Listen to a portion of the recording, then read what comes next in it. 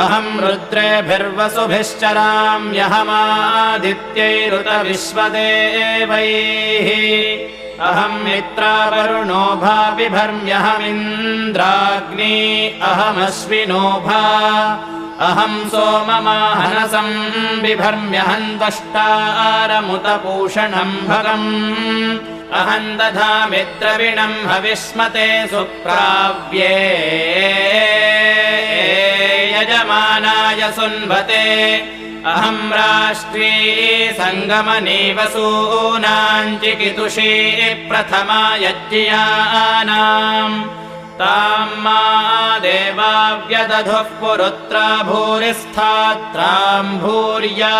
वेशयन्तीम् मया सोमन्नमत्ति यो विपश्यति यः प्राणिति य ईं शृणोत्युक्तम्।